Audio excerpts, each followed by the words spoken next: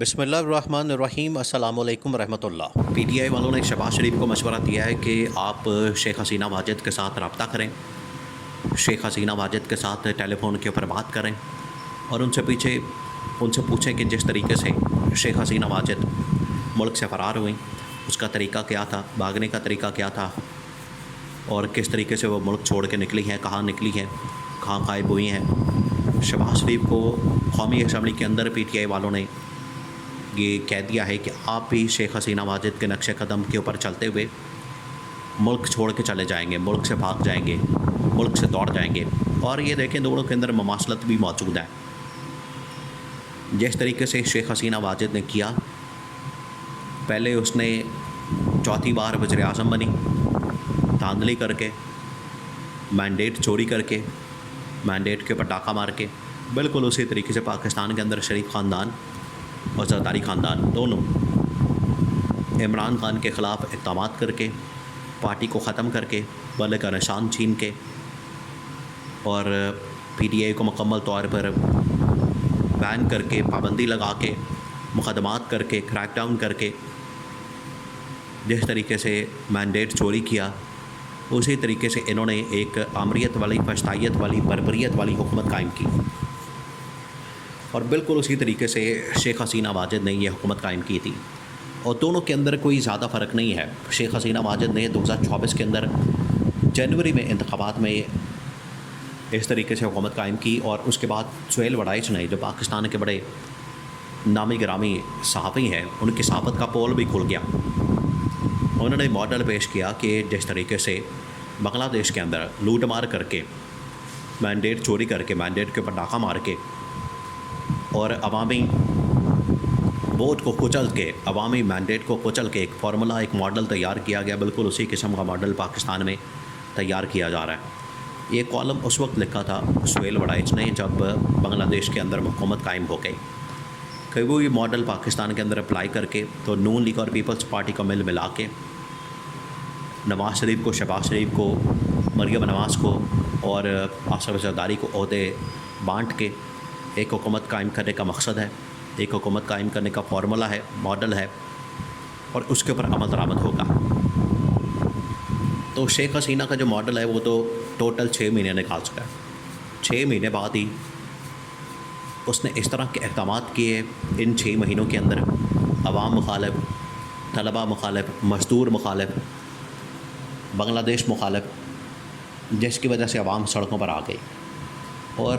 یہاں بھی پاکستان کے اندر جو شہباز حکومت کی جانب سے مہنگائی میں اضافہ، بے روزگاری میں اضافہ،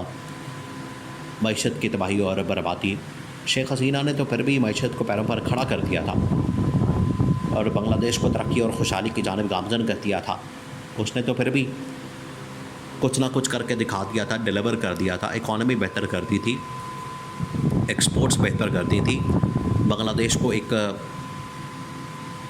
بہت بڑی ریاست کے طور پر منوا لیا تھا۔ لیکن اس کے باوجود جب عوام کے خلاف اقدامات کیے جاتے ہیں، عوام مخالف فیصلے کیے جاتے ہیں تو عوام پھر سڑکوں پر آ جاتی ہے، عوام پھر نہیں بخشتی، عوام پھر حکومت کا تیا پانچا کر دیتی ہے۔ تو یہ جو حکومت ہے شریف خاندان کی، زرداری خاندان کی، اس نے کیا کیا آج تک؟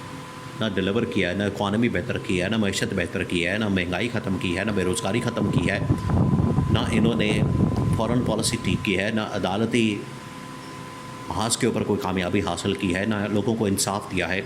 نہ امن و امان کی صورتحال بہتر کی ہے، بلکہ تمام چیزوں کے اندر، سیکٹرز کے اندر، ڈپارٹمنٹس کے اندر محاذوں کے اوپر تباہی اور بربادی پھیر کے رکھتی ہے اور الٹا عوام مخالف اقدامات کیے جا رہے ہیں، عوام کے حقوق غصب کیے جا رہے ہیں۔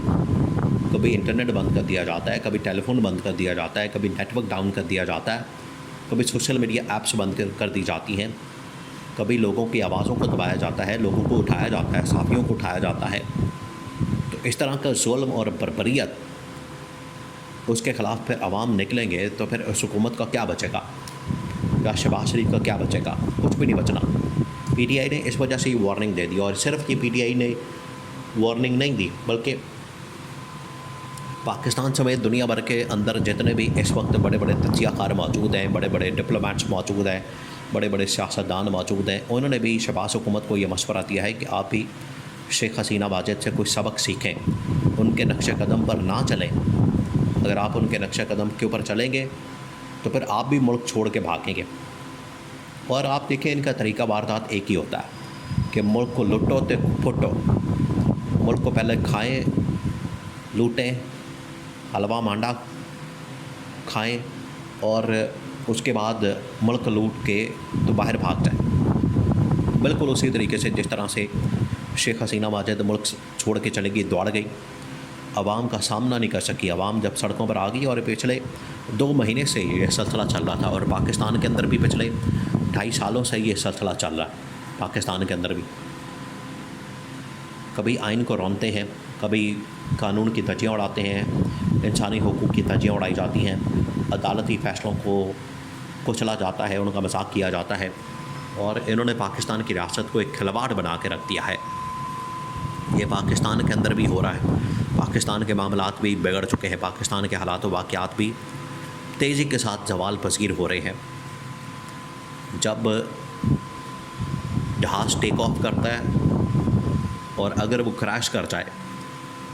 तो बड़ी तेज़ी के साथ ज़मीन की तरफ वो आता है, क्रैश करता है।